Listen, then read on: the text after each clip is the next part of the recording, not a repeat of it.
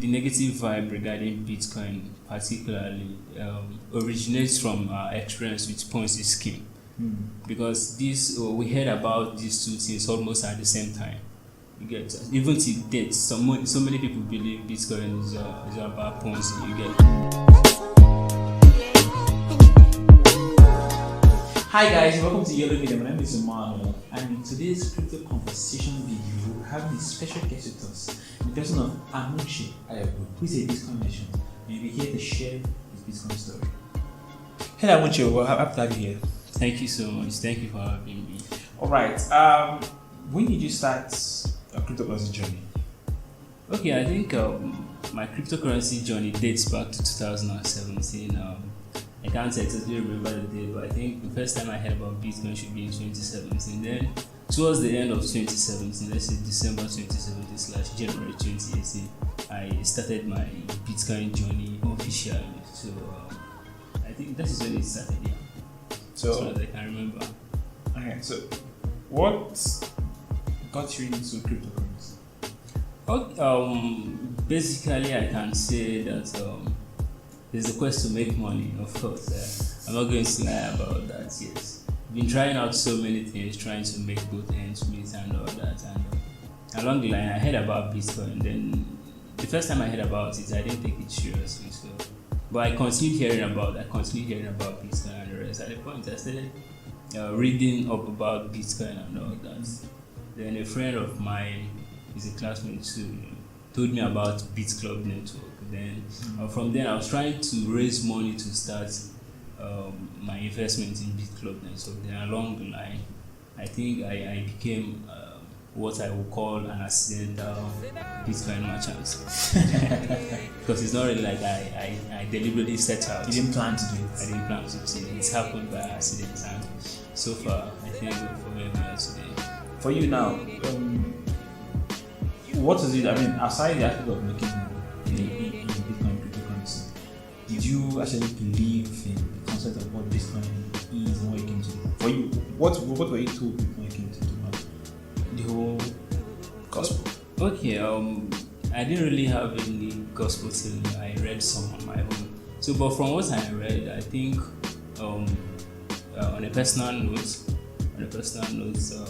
it's not just about the money. Of course, I admit that the first time we went in, it's about the money, but so it's no longer about the money. It's not just about the money. Yes, there are so many things. There are so many opportunities about in the crypto space, which of course Bitcoin is the number one. So basically, it is not just the money. There are so much more to Bitcoin than making money. I mean, obviously, because in the last 3 years, Bitcoin has been up, it's been down, it's been sideways. I mean, it's been through tough and good times, and you're still here. You means you've become more or less like a Bitcoin disciple. Of course, I can regard myself as a Bitcoin disciple. Yeah. So, of course, I know you must have heard the whole thing from some people. Bitcoin is a scam, it's a this and that. Why do you think Bitcoin gets that whole negative vibe? Where do you think it's coming from? Okay, I think the negative vibe regarding Bitcoin, particularly, originates from our experience with Ponzi scheme. Because we heard about these two things almost at the same time. You get even to date, so many people believe Bitcoin is about Ponzi. You get, but unknown to them, even MMM then used Bitcoin as a means of exchange. They accepted it as a means of payment.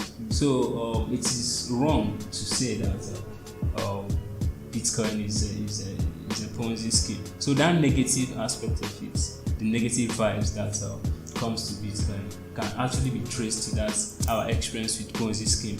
Because we all know that Ponzi came with a lot of opportunities. Put 30k and get 60k. This and get that. At the end of the day, a lot of persons that participated in Ponzi scheme, they do not have good stories to tell about. It only favored a microscopic few of them. So okay. Like now, we have first-time viewers of this for the first time. Okay, if you say Bitcoin is a Ponzi scheme, then what is Bitcoin? Bitcoin is money.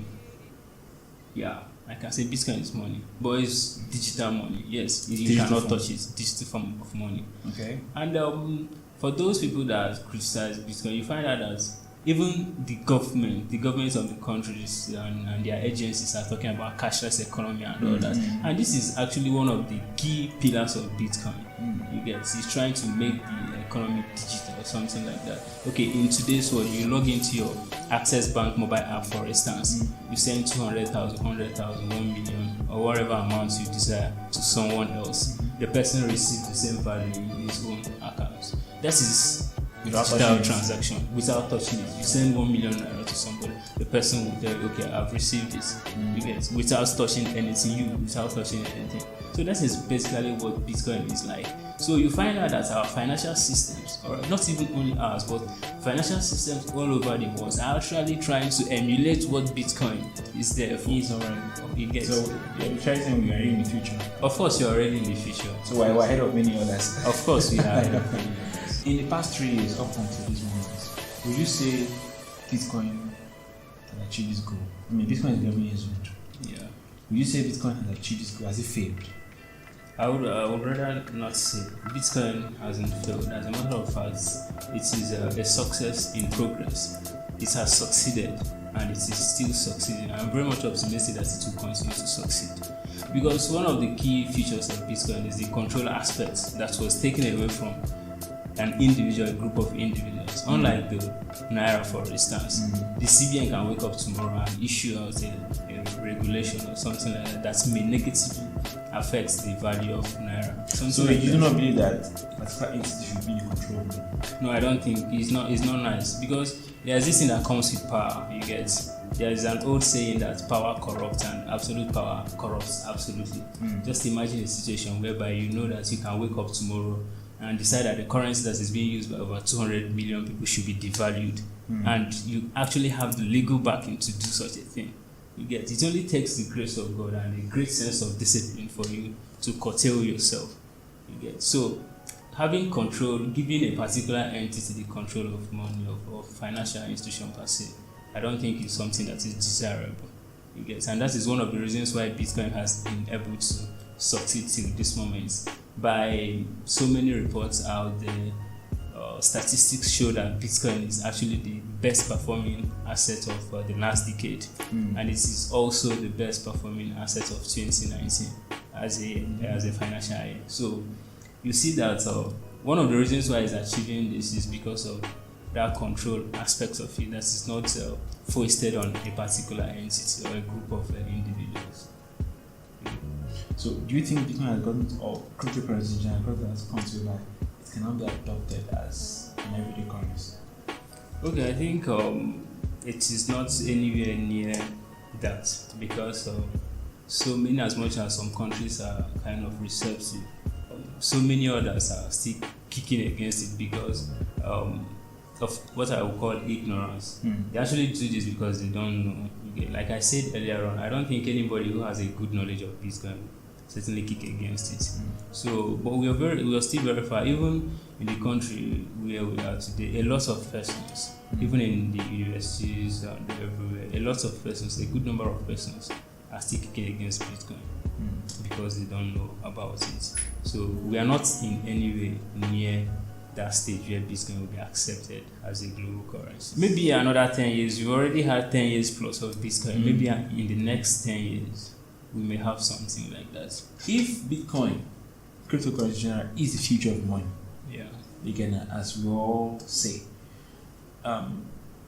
what regulations, what steps do you think the federal government should be taking to make sure that the people of Nigeria have enough reserve? If Bitcoin is a new digital gold and it's limited in supply, what aspects do you think you should take? What regulations, what steps should be taken to make sure that the ecosystem is viable for Bitcoin adoption and innovation to grow? Well, I think what they should do is to come up with some sort of incentives to encourage persons to get involved in Bitcoin general and cryptocurrency generally.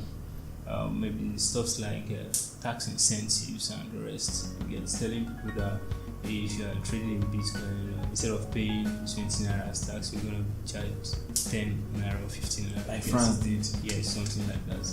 We have first-time viewers, people who are new to cryptocurrencies, and they hear a story, they inspire, maybe they are old, maybe they they interested, intrigued. What would be your advice? My advice to anyone who intends going into crypto space is to try as much as possible to learn at least the basics. It is very, very necessary to know about anything you're going into. You don't just say, I want to make money. Of course, everybody wants to make money. I don't know of anybody out there who is not willing to make money. But at least before you try to go into it, try as much as possible to learn. There are so many places you can learn stuff from. In my own case, I didn't really learn much about it before going in, and I can say that I paid the price. And how did I pay the price? By losing money. So I wouldn't want you to experience what's happened to me in the past. Because if I actually had a background knowledge of what I was going into when I started, I wouldn't have suffered the kind of loss I suffered when I started. One, education, you have to learn about something. There are so many places, there are so many people out there. You have so many resources. You look at websites. You look at it there for you. And so many of them. Alright, so Amuchi, what are your final thoughts? Okay, I think we should all be Bitcoiners. That is what I would say. We should all be Bitcoiners. Because it offers a whole lot of opportunities for everyone. It does not segregate whether you're this, that, or that. As far as you have access to the internet, you can also have Bitcoin. Alright, Amuchi, thank you very much for joining us in today's conversation. You're welcome. The pleasure is mine. Alright, viewers, thank you very much for joining us in this episode. I hope you learned things. I might sound inspired. I hope you are too. I hope this gets you started in crypto journey.